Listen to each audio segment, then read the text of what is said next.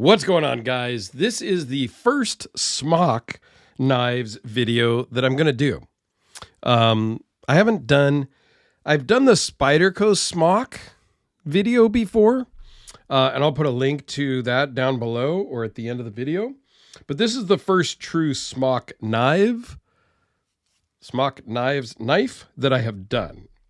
Okay, this is the Smock SK45 in 3V. Comes with a little hang tag on it, inside of a plastic bag, inside of this cool kind of terry cloth type of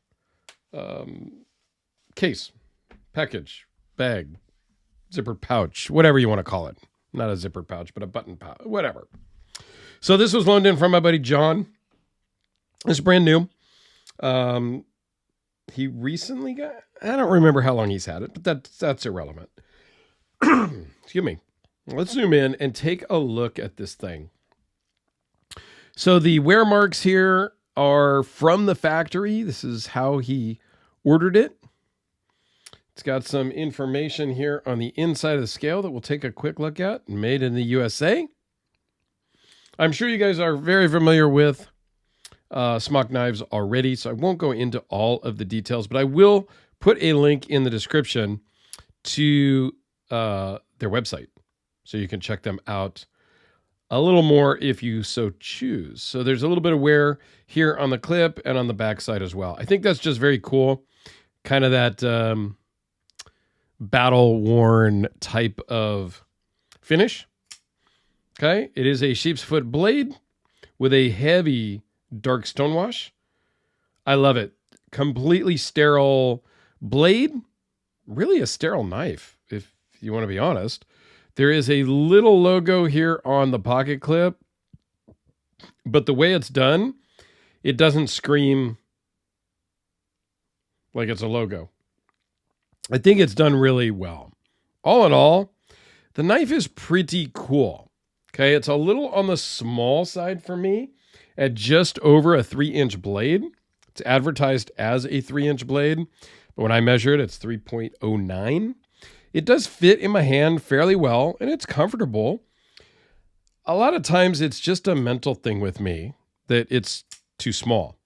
And on this particular version, or this particular example, for me, and this is super subjective, the detent is a little bit light for me. I wished it was a harder, stronger detent. But yeah, it does fire. I tried to not have it fire these couple of times. But yeah, if you just grab it, it will open and lock up with no problem. It locks up super solid. There's no blade play at all. And all in all, it's just a pretty cool knife. Okay, so it's 4 1/8 closed, 7 1/4 overall. That was a true misfire because I wasn't really paying attention. I was looking at my notes. It's a little bit off screen, and that's why it didn't fire completely that last time. 3.09-inch blade, 2.95 cutting edge. It's almost 3 thou behind the edge, so it's a bit thick. The blade thickness is 0.159. It is 3V steel. Overall thickness is 0.482 minus the clip. Runs on bearings and weighs in at 3.8 ounces. It's a pretty cool knife. It works really well in the pocket.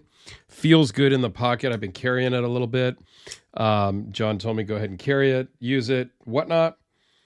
Yeah, it's a cool utility type knife. Aesthetically speaking, the blade is not my favorite shape. I like something a little maybe more traditional shape or crazy shape.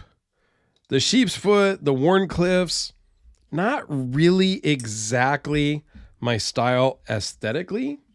However, usability-wise, there is a lot of utilitarianness that comes with this shape of blade. So I get it. I've got a Wharncliffe in also for loan that I'll be doing videos on here shortly. that, again, aesthetically speaking, not my fave. But for real utility work and using your knife, if you so choose to do that, do we actually use our knives? I don't know. Then a Wharncliffe or the sheep's foot is very practical. So here it is next to the Sharpie and the number 2 pencil. I guess it's basically just a hair shorter than a pencil. It's very similar in size to the Spyderco Delica, but feels a little bit better in hand than the Delica because of its thickness, and it kind of fills up your hand a little bit better. Since I pulled out the TJ Fisher Cobra and the Red Horse Knife Works Hellraiser, which is considerably larger and is a knife that I carry quite a bit. So yeah, that's more my speed and style, so to speak. How about the Kubi KB237 just for grins? So John, thanks for loading this in. I think it's pretty cool.